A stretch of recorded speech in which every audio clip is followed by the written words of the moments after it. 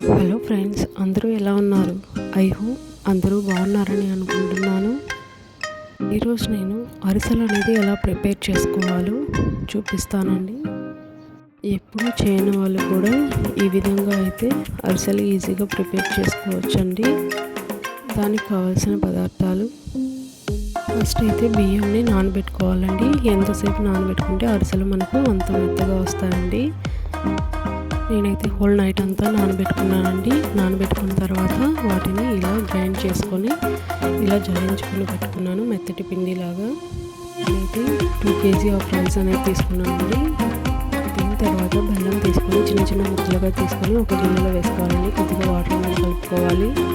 ఇలా బెల్లం కరిగిన తర్వాత మనం దీన్ని వడకట్టుకోవాలండి. ఎందుకంటే దీంట్లో ఏదైనా డస్ట్ ఉంటుంది. తర్వాత చూడండి, నేనైతే వడకట్టుకొని ఇలా గిన్నెలో వేసుకున్నాను. బెల్లం అయితే కరిగిన తర్వాత వడగొట్టుకున్న తర్వాత ఈ విధంగా కలుపుతూ ఉంటే మనకు పాకం అనేది వస్తుందండి. పాకం అనేది వచ్చిందా లేదా అని తెలుసుకోవడానికి పక్కన ఒక ప్లేట్లో కానీ చిన్న బౌల్లో కానీ వాటర్ అనేది తీసుకొని అందులో కొద్ది కొద్దిగా వేసుకుంటూ మనం చెక్ చేసుకోవాలి. పాకం అనేది వచ్చిందా లేదా అని తెలుసుకోవడానికి ఒక టిప్ అండి. ఈ చల్లని వాటర్లో మనం ఈ బెల్లంని వేసిన తర్వాత ఈ విధంగా సాలిడ్ లాగా అవ్వాలి, లిక్విడ్ లాగా అవుతుంది. అప్పుడైతే మనకు పాకం వచ్చింది అని తెలుసుకోవచ్చు. మనకు పాకం అనేది చాలా త్వరగానే వచ్చేస్తుందండి. కాబట్టి ఇలా కలుపుకుంటూనే మనం పాకం అనేది వచ్చిందో లేదో చెక్ చేసుకొని చూడండి. ఈ విధంగా సాలిడ్గా అయితే మనకు పాకం అనేది వచ్చినట్టు చూడండి. పాకం అయితే వచ్చేసింది. ఇప్పుడు కలిపేసుకోవాలి.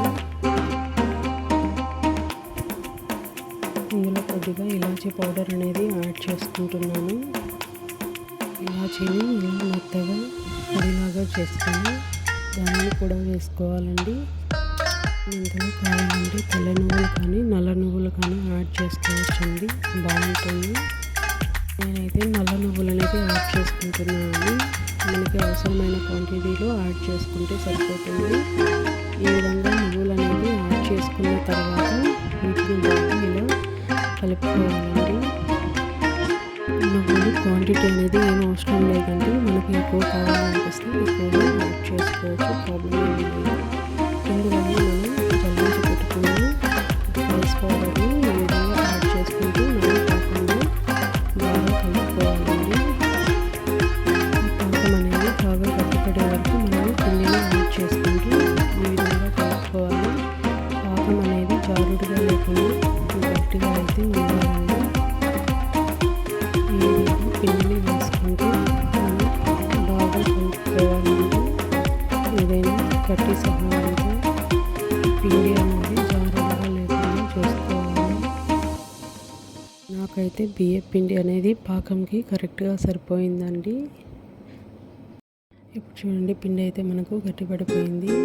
ఇప్పుడు మనం ఈ పిండిని గాలికి అలాగే పెట్టకుండా మనము మూత అనేది పెట్టుకోవాలండి. ఇప్పుడు పెనం మీద ఒక కడాయి పెట్టుకొని అందులో ఆయిల్ అనేది తీసుకోవాలి. డీప్ ఫ్రైకి సరిపడినంతగా ఒక కవర్ అనేది తీసుకొని దాని మీద నెయ్యి కానీ నూనె కానీ రాసుకొని ఇలా అరిసెల పిండిని చిన్న చిన్న ఉండలుగా చేసుకుంటూ రెండు వేళ్ళతో నెయ్యిని అద్దుకుంటూ ఈ విధంగా ఒత్తుకోవాలండి. మనకి ఏ షేప్లో కావాలంటే ఆ షేప్లో అయితే వస్తాయి. ఇలా నూనె కాగిన తర్వాత ఇందులో ఒక్కొక్కటి వేసుకుంటూ అరిసెలు ఒత్తుకోవాలి. ఈ టైంలో లేదో చెక్ చేసుకున్న తర్వాత మనం ఒత్తుకున్న అరిసెలను అయితే ఆయిల్లో వేసుకోవాలండి. ఆయిల్లో మనం రెండు వైపులా ఇలా తిప్పుకుంటూ డీప్ ఫ్రై అయితే చేసుకోవాలి. మనకి ఈ వైపు గోల్డెన్ కలర్ వచ్చేంత వరకు మనం డీప్ ఫ్రై అనేది చేసుకోవాలండి. ఇప్పుడు చూడండి, ఇవైతే దాదాపు గోల్డెన్ కలర్కి అయితే మారిపోయాయి. వీటిని అయితే ఇప్పుడు తీసేసుకోవాలి. ఇప్పుడు ఈ విధంగా రెండు గంటల మాత్రం అయితే పెట్టుకొని ఈ విధంగా అరిసెల్ని ఒత్తుకోవాలండి. అప్పుడు దాంట్లో ఎక్స్ట్రా ఆయిల్ అంతా వచ్చేస్తుంది.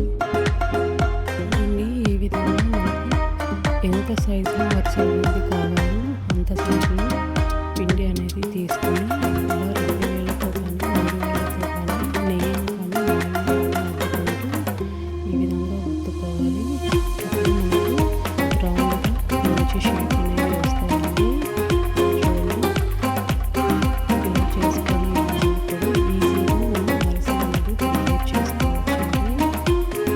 నాకు అరిసెలు అనేది ఇంకా కొద్దిగా పెద్ద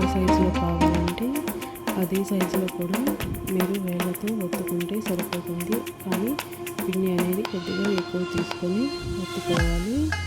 చూడండి, ఈ విధంగా ఒత్తుకుంటూ మనం అరిసెలను ఆయిల్లో వేసుకుంటూ డీప్ ఫ్రై అయితే చేసుకోవాలి.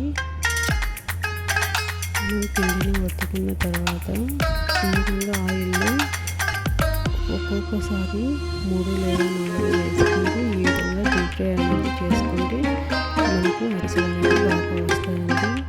ఒకేసారి చాలా అనేది వేసుకోకండి, ఎందుకంటే మనకు కాలిందో లేదో చూసుకోకండి ఫాస్ట్గా వేసేస్తాం కాబట్టి ఒక్కొక్కసారి నానిపోయి ఛాన్స్ కూడా అవుతుంది.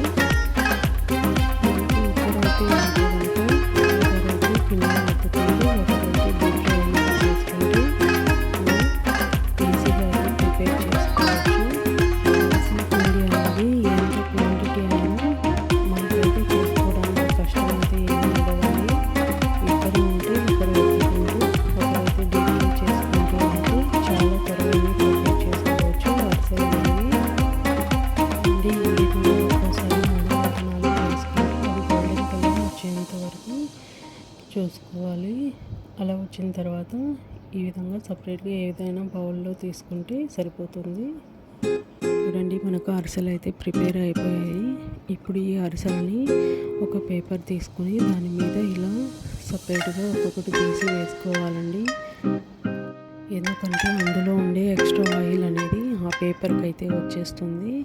కాబట్టి కంపల్సరీ ఈ విధంగా వేసుకుంటే మనకు అరిసెలు అనేది చాలా బాగుంటాయండి. 10 మినిట్స్ తర్వాత ఎందులో అయినా స్టోర్ చేసుకుంటే అరిసెలు అనేది రెడీ అయిపోతాయండి. చూడండి, మీ అందరికీ ఈ వీడియో నచ్చిందని అనుకుంటున్నాను. Subscribe my channel Sunitha crazy world. Thank you so much for watching my channel.